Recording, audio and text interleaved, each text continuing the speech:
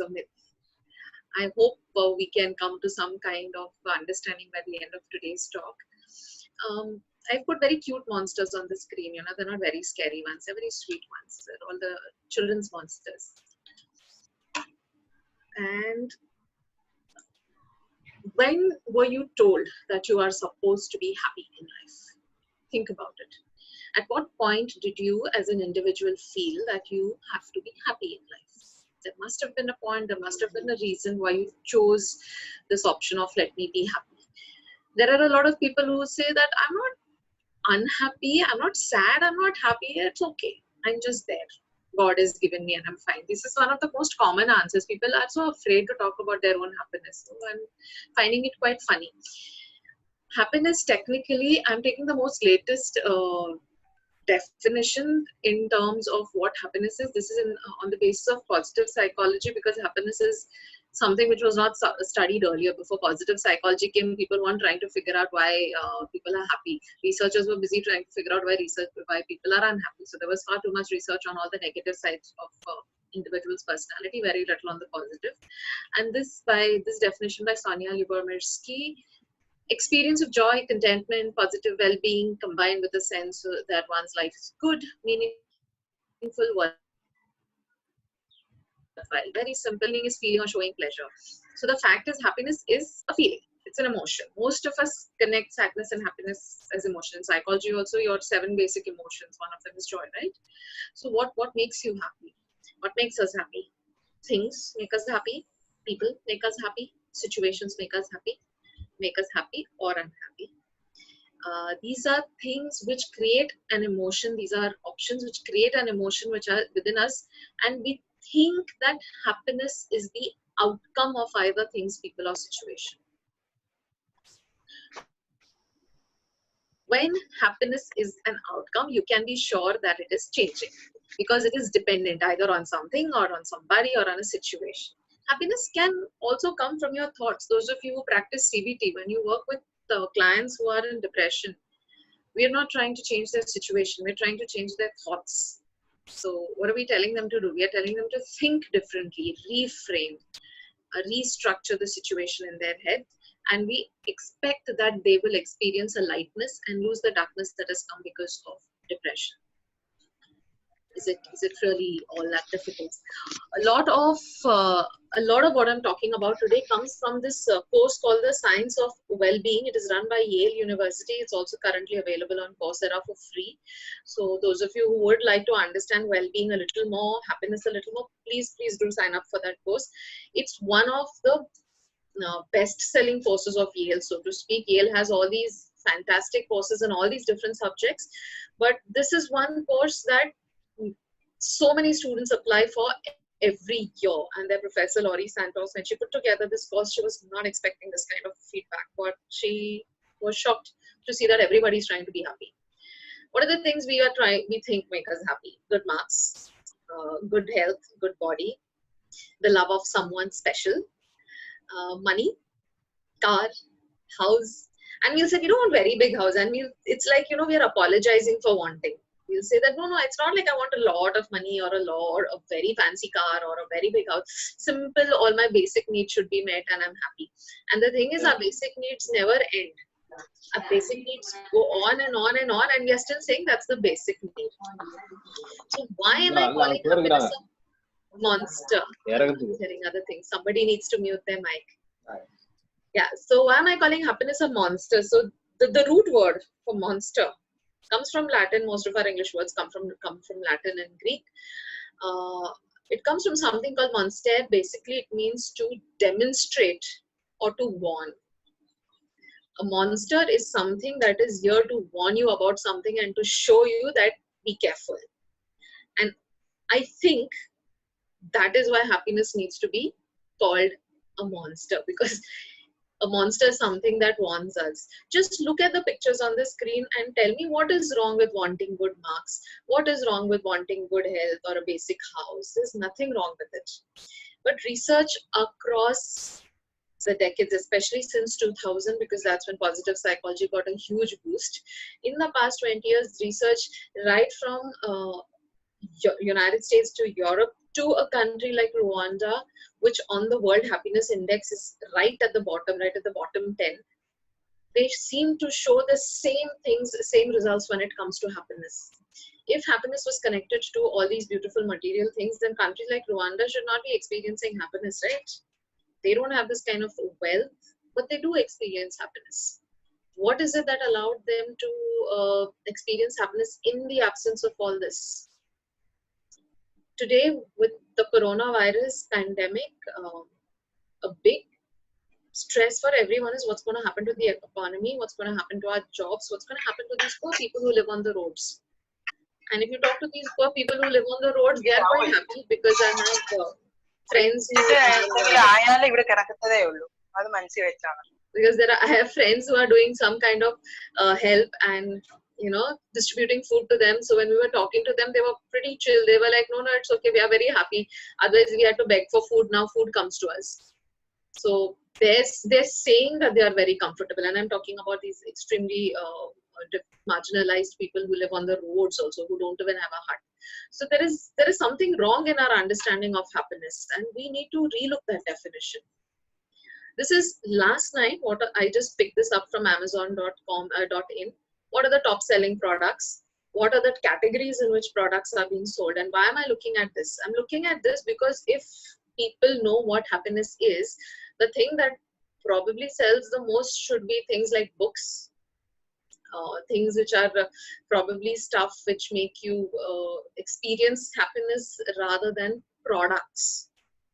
And when I'm talking about it, look at the things that are being sold. Like on the left side, the number one thing which is being sold is portable blender, spider nail gel, wireless phone charger. On the right side, look, the number one thing is pet bed, sofa and cushions, minimalist jewelry. So it's not even like these products are daily use products and they're essentials. But these are the top selling products. Again, things make us happy. These are the things that we are buying in the hope that we are going to get happy. And if this is what we are focusing on, is it any wonder that I call happiness a monster? These are the best ads in the world of all time. This is again something which I picked up last night. Now the first two are again commercial products, Nike and Coke. The last three are alcoholic products, right? Coke also, of course, is a great support to alcohol. So what exactly is it that we are spending or using our creativity to market? Are we using our creativity to sell concepts which will make people happy? Or are we using our creativity to tell people what they need to make them happy? And that's something that we need to think about. Not all of us are going to want to go sit on top of a mountain and meditate and say, okay, this is it. I don't want anything else in life. I will just be happy over it. We all have certain material needs. Research says that up to a certain point, if those basic needs are not met, you cannot talk about happiness. Like if you're talking about Syria, you're talking about Afghanistan, you're talking about some of these countries where people don't know whether they will be alive 5 minutes from now, they can't talk about happiness. They do not. I am not referring to those. I'm also not talking about those people who are battling depression, who are battling clinical depression, or who are battling bipolar disorder. These certain severe mood disorders where we cannot just sit and talk about happiness in very frivolous terms. Those are intensely biochemical processes along with being emotional processes. So that's not what I'm talking about. I'm talking about the general public who think that all they want in life is happiness. And yes, and not everyone wants to sit on a mountain. I'd be very happy to give up everything, sit on a mountain, but not everybody wants to do that. Everybody thinks that I need my basic things and then I'm set. Now the problem is the basic things do not end. And you know this and I know this. A lot of what we are going to be talking about, you already know this. We are chasing. Are we chasing happiness? Yes, we are. Because we are checking out what is the newest thing that I need to have. Think about the masks that you need to buy for coronavirus. Now what is being sold are those colorful masks which will match your clothes. And which mask? Should I have an N95 mask or should I have whatever different type of mask or should I just put a dupatta around my face? I'm just chasing something. Why? Because I have been told wear a mask, it will keep me safe and it will save me from death. It will save me from passing on my infection to others. basic hygiene and care is one level, but if people are selling off pretty masks, and the mask I was checking on some of the websites, they're selling a set of three masks for 400 rupees or something, a set of six masks for 700 rupees. Very nice, pretty masks. Everything gets converted into commercial. Something that was meant to be there for your basic safety is now a commercial process, which is why I've shown that we are chasing it. We are not looking at masks. I know quite a few people, in fact, some of my own students, the NSS team of my college is doing this. They've been making masks and distributing it to people and to centers and agencies. So we can make our masks, no? But we are chasing something else. And we are, right now, we are chasing remedies. We are chasing cure. We are chasing what is it that can save me from coronavirus. A lot of it is basic self-care hygiene. Sit at home, don't trouble others, don't let others trouble you. Wash your hands, be clean, look up, keep your surroundings clean. But we will find a complicated way to do it because we want to be happy that we've done that. Happiness is considered to be of two types. Most psychology students or people who are in the field will understand this term. Hedonistic happiness. We refer to it as a hedonic treadmill. Hedonism is what? Anything which makes you feel good. Sensual self-indulgence means senses, your five senses. Food should taste good, I should see nice things, I should hear nice things, I should feel, I should wear nice soft silk and sleep on comfortable beds. So all my five senses should be satisfied. And we are constantly on the treadmill to satisfy that. If you see that guy who's trying to catch the carrot, that particular picture, I think that's a beautiful picture because that's exactly what we are running and to stay in the same place. And in psychology, we also have this term, positive psychology has given us this term, it's called hedonic adaptation, which means, and this is not something which is just some researcher has thought up of, this happens neurologically. The minute you reach one set point, your brain will adapt to that set point and it will be considered normal. So you will want the next level. It is the way drug addicts want more and stronger dosages, want to have it, want to have more quantity. Same concept. Why? And when you talk to a drug addict and you say, why can't you give it up? Ask yourself also this, why can't you stop? You can't because you have hedonic adaptation. Basically, your brain has a button. It has a set point, but the set point is not fixed. It keeps changing. So they did this research where it was a long-term research where they asked students in college that this was at Yale University, that when you pass out, what is the salary you want? What do you think will make you happy? And after they got that salary, they asked how happy do you feel and stuff like that. Then they followed them up after a couple of years and asked them, do you still feel happy with the salary? They'll be like, no, I think if I get this much salary, I'll be very happy. So it went from $50,000 to $100,000 to $150,000. So they just kept increasing, saying that I think if I have $100,000, I'll be happy. And this is what someone who's earning $50,000 has said. And at the same time, the researchers went around checking the subjective well-being or the happiness levels of people across. And they found that most people in that age bracket for that education were generally happy with a salary of $55,000 to $60,000. So even if you're happy with what you have, you think that if I get something more, I will be happier. And once you reach there, you still think I will need something more. So a lot of times what you think you want is not accurate. We keep miswanting. And that is why I've put those weighing scale, what you need versus what you want. Now, these are things which, your grandparents probably told you, our religious leaders have told you, but now research in psychology is pointing out to the exact same things. Wanting stuff which you think will make you happy doesn't really help, because every time your brain goes on a reset mode, and if you've reached 5, if you were at 0, you think that 5 will help. The minute you come to 5 and you spend some time in 5, the brain has reset and your 0 is disappeared and your baseline is now 5. From 5, if you go to 10, brain will reset and 10 will become your baseline. So there is no end. We'll keep going on and on and on. And we are all looking for that magic lamp which we can jump, which we can rub out of which a genie jumps and we will get what we want. And that is why I say happiness is a myth. You can't achieve it. Your brain neurologically will not let you achieve it because it does not have a fixed point where you can feel satisfied and content. In terms of evolution, we have there's been what is called as a negativity bias. We all know this.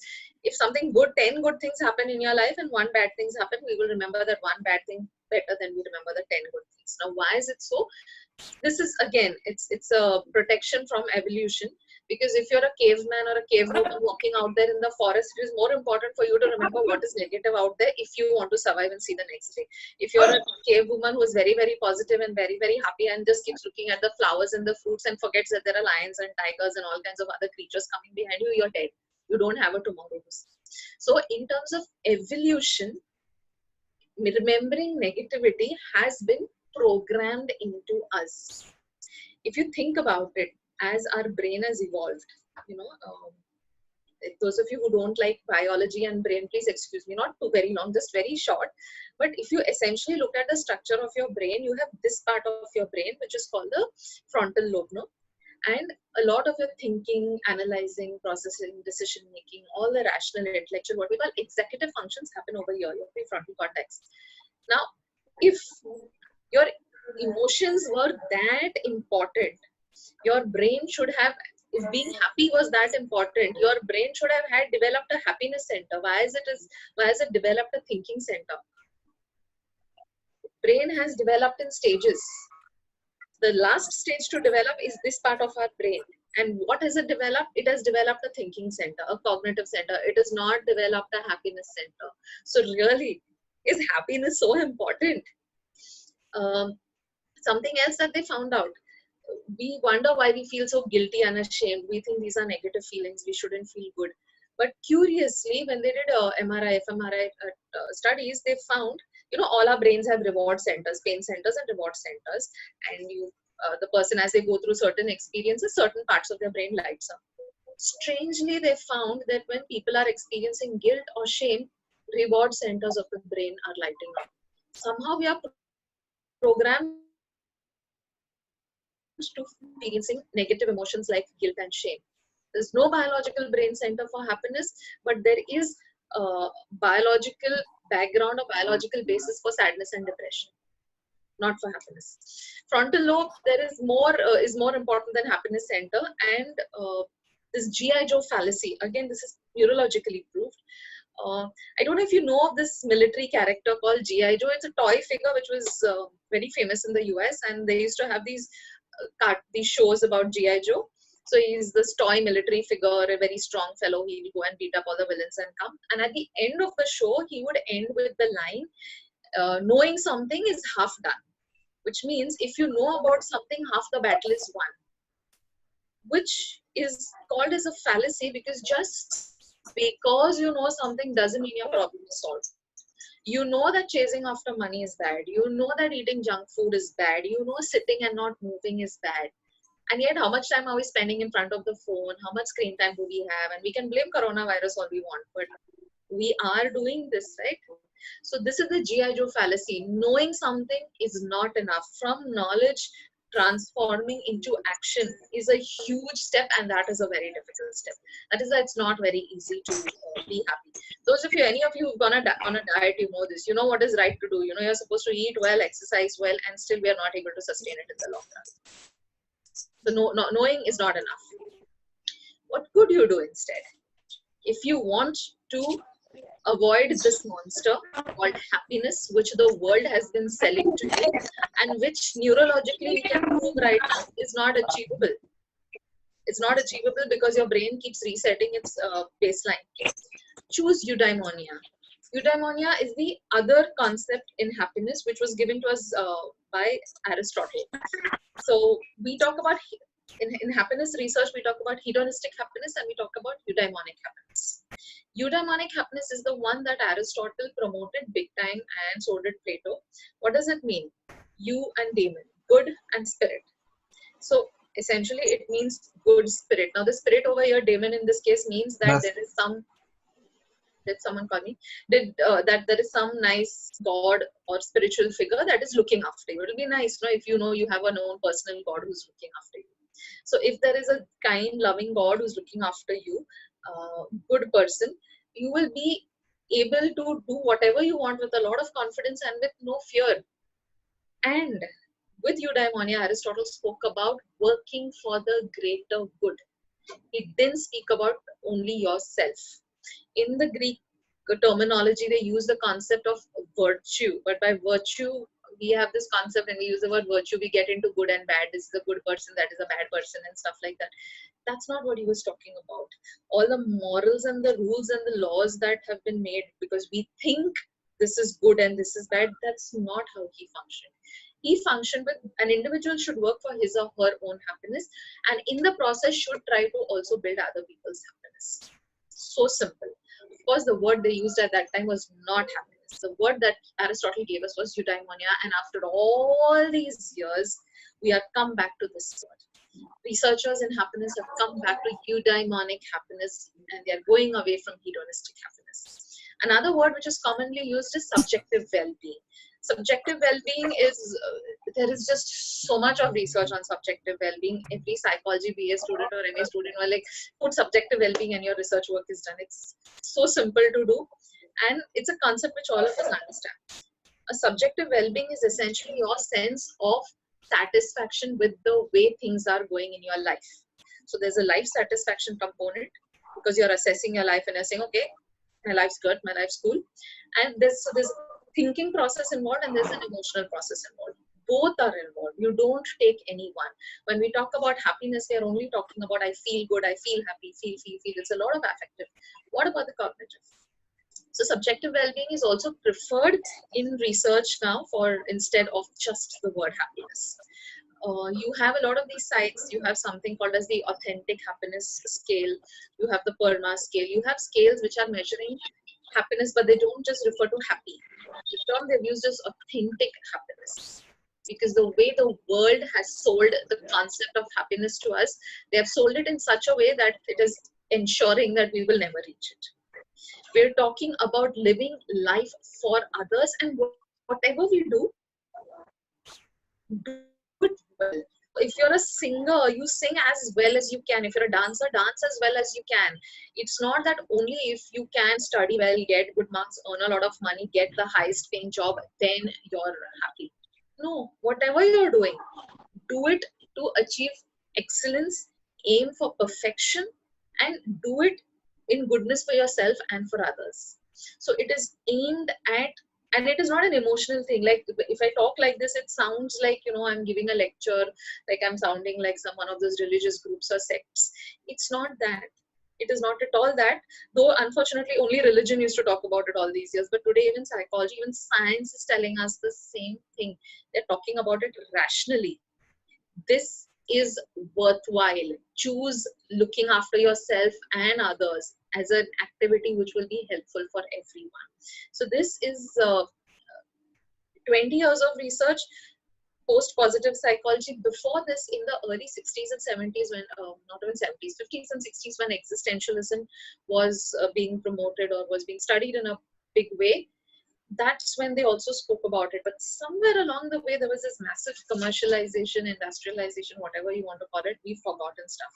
We moved from eudaimonic to hedonistic, and now we are coming back to eudaimonic. And this lockdown period is where people are again finding that level of happiness. They're going back to doing things in the house. You're playing cards with your family members, playing carom or Scrabble and things like that.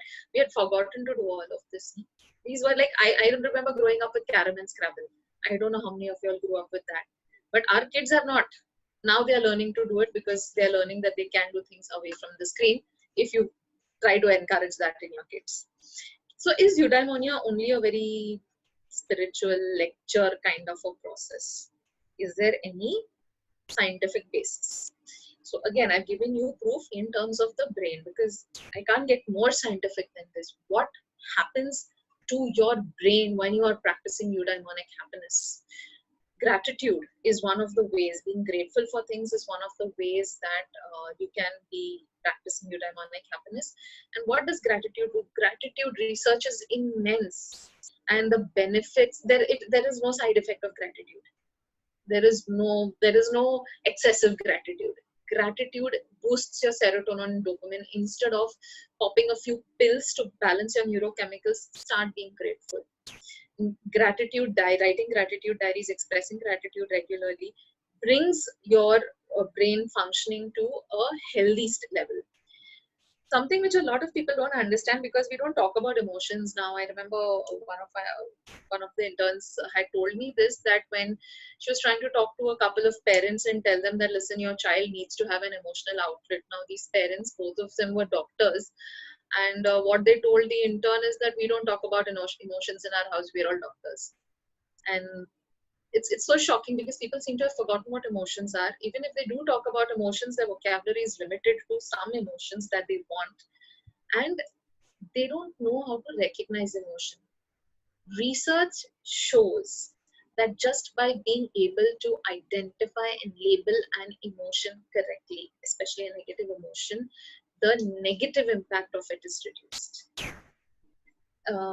All of us talk about people, we don't like people who get angry. We have colleagues who are constantly getting angry, or our parents who constantly get angry with us, and we don't like it. But anger is a secondary emotion. The primary emotion is sadness or fear. So when somebody is angry and screaming at you, instead of getting, all bothered and saying, how dare you yell at me, if you just sit, wait, try to understand and figure out what is that person actually afraid of, or what is it that saddens the person so much that the person feels the need to lash out in anger. And put this across also to that person, when the time's right, you'll find that the person stops getting angry. Acknowledge emotions, recognize them. We're also not able to make decisions. We are constantly analyzing, should I do this, should I do this, should I do this, should I do this. Make one decision and stick to it. Don't worry about whether it is right or wrong. Just make the decision, and your brain seems to be functioning a lot more stably than when you're just going round and round and round in circles. We're also aiming for perfection, which does not help. Try to do your best, and that's it. Don't make it super best or perfect. If you have to write 1,000-word essay, write 1,000-word essay as honestly and as sincerely as you can. That it has to be the best and you have to get the highest marks for it, not important. Can you write it as well as you understood the topic? That is what actually helps. Even physical touches help. Munna bhai, you know about Jadu ki Jhappi. So yeah, touching people. I know in our culture, in Indian culture, if a guy just comes and taps a girl, it might not be viewed so positively.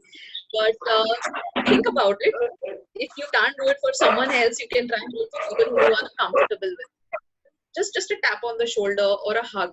And especially when you're giving a hug, just a superficial hug does not help. A nice long hug releases oxytocin. It's called the hug hormone. It makes you feel good. Because your brain is constantly adapting and resetting your reference points, why not give it healthy reference points? Why not say that the next time someone smiles at me, I'll feel good? Why should I feel that the next time I get a raise, I'll feel good? Raise comes, you'll feel good, yes, but as research is showing that you will feel good temporarily because your brain has reset, and afterwards you say, I want the next raise. And I think we have only 10 minutes. So what are the things that you could do? This is again research, pure validated research. It is not me giving lecture. What are the things that you need to do? Savor, express gratitude, be kind, exercise, and sleep. And I'm going to do each one of them. What is savoring? Essentially just relishing, enjoying, and cherishing that moment. A lot of people are now talking about mindfulness. Mindfulness has become a big deal. Mindfulness is just that, being in the moment, to pay attention to what you're doing when you're doing it. That is savoring. It helps you to, if you're sharing your good feeling, what is a good way to savor? Like if you've eaten something which is fantastic, you go and tell someone, wow, I really enjoyed it. Click a picture of it after you've eaten, not before you've eaten, because that's what people are doing on Instagram, clicking photos before they actually eat it. It improves your sensory perceptions. Share the good news. Compare it to, oh man, if I wouldn't have eaten this, I would have been in such a bad state. So understand the value of it. That is called savoring. Always remember to count your blessings. And the last point, time affluence. Something which I want to emphasize, we are always short of time. The happiest people are people who have time. And not because they're doing nothing, but because they know how to give more value to important things. Thankful. What is most important? Be humble. To be able to say thank you to someone else, you have to accept that what that person has done for you is worthwhile and that it was good for you. That takes a fair amount of humility. So express gratitude. Also, when there's a lot of negative emotions, There's a lot of toxicity. Sometimes we end up in bad situations, bad relationships, bad jobs, bad bosses. There's a lot of unhappiness within us, and you feel that I have to go and do something good, then go party or go shopping, and then I will feel good. Gratitude can help you wash away those toxic feelings. The only thing about gratitude is that it will take time. Shopping may make you feel damn good, retail therapy, very good, immediately, instant gratification, but it's not going to last. Gratitude may take time to make you feel better, and it will last. Okay. Gratitude also has lasting effects on the brain, and surprisingly, even with long term patients who have been long term suffering from depression have benefited from just being able to write a gratitude diary. Kindness, I spoke about this earlier also. It's so important. Being kind, doing something for another person, not because you're getting anything out of it, just because the other person needs it, and doing it happily without resentment. Interesting thing is, when they did research, they found that people who practice kindness are happier than people who go to church or who do exercise. So it doesn't matter if you don't go to church. I know the priests are going to not be happy with this. If you're not going to church, not going to gym, it's fine. Be kind. You'll be a lot more happier. There's something called as a helper's high. So when you help somebody, you get a high. The reward centers in your brain light up. Again, neurological. Reduces pain, stress, blood pressure, depression, everything. And the best part about kindness is it's contagious. You start being kind to people around you, eventually they also have nothing else to do. They will, it annoys them so much that they start doing it. And then once they realize how much it feels good, they continue it. So you can be kind. You can teach kids to be kind. And force it down them, but be a model to them. And the last two, exercise and sleep. And how do we talk about this? Everybody knows the benefits of exercise. Whichever exercise works for you, go. Today in Alzheimer's research, they are saying that don't give the patients of Alzheimer's or who are likely to get Alzheimer's, instead of giving them brain exercises, make them walk. Movement of the legs is supposed to improve memory. So get up, get moving. This is a 40-minute lecture. You've sat through it. After this, get up, walk around a bit, walk for at least another 20 minutes before you come back and sit in front of the screen. Sleep. Sleep is the biggest problem, is the biggest casualty of our lifestyle. People think 4 hours, 5 hours sleep. I have 4 hours, 5 hours of deep sleep and I feel very good. But try sleeping for 7 hours every night, and then you compare the feeling good after 5 and the feeling good after 7, and then tell me what works better. Even one night of poor sleep causes you to lose brain tissue. Gentlemen, maybe you should also keep this in mind. It affects your sperm count. It affects obesity, diabetes, stroke. It allows you to learn better. So, kids, see, what happens is kids learn at the school students, college students, they study one night before, they cram everything and they go and vomit it out on the paper. But that is, what we call trial and error learning. That is, there's no true learning. It's not insight learning. In psychology, I think in TY we do this, problem solving, trial and error learning versus insight learning. So when you're getting educated, you want to gain insights. That insightful learning happens if you've slept well. They've done this by giving their experimental participants, they would give them some puzzles to do when they've slept well for 5 hours or 6 hours according to their routine, and then they are made to sleep a little longer as per the experimenter's routine. Results are always better when they sleep longer. There is a basis, physical basis even for that. Again, like I said before, I'm not saying this mildly, that I know that there are people who have suffered intensely and are suffering intensely because of depression. It's often referred to as the black dog, which makes you it's like this long dark tunnel which you can't get out of. And it will take help. It will need you to sometimes probably take medication and therapy. Not necessary that only therapy will be helpful. But go out there and get that help, because don't let society tell you that you have to be happy. Go and get that help, because you have to let go of the black dog and start living your life, not just to be happy. And I want to end with asking people this: what's wrong with being unhappy? The greatest works of art, the greatest works of creativity, all of this comes when people are unhappy. Sadness has created great works of art. I'm not saying happy people haven't, but creativity, research is showing this, creativity is higher when people are sadder. Why this mad chasing of only happiness? We are only chasing happiness. Stop the chase. It is a monster because it is taking you away from eudaimonia towards hedonism. Happiness is a myth because the entire system, the entire commercial system is geared towards wanting to make you happy because it's good for commerce. not because it's good for you. So with that, I end with 2 minutes left, and that's my book, Bobat, available on Kindle, Amazon, Facebook, whatever, everything. And that's my YouTube channel. This will go on YouTube also. Thank you. Yes, ma'am. I think you have a well executed plan for the presentation, exactly how completed the session. Thank you so much, ma'am. And then there are many points. I feel that as a student, now I'm a student, I'm learning a lot of inputs on that happiness. Even I'm teaching, but I can see the different perspective. And one more point, what I observed, the slide which I've prepared looks like what I prepared. So that is the similarity I found, ma'am. I would like to make a compliment here. Thank you so Okay. much for amazing presentation. There are many key points there, and then how we can become a happy. We have highlighted that kindness, gratitude, helping others. These are the important things. But many people are thinking that materialistic happiness is like happiness, but that is not wrong. That's not true. But you have done an amazing job here for us to understand what is happiness. Thank you so much, ma'am. Thank you. Susan, sir. See now, Dr. Veena will take over, queuing the questions.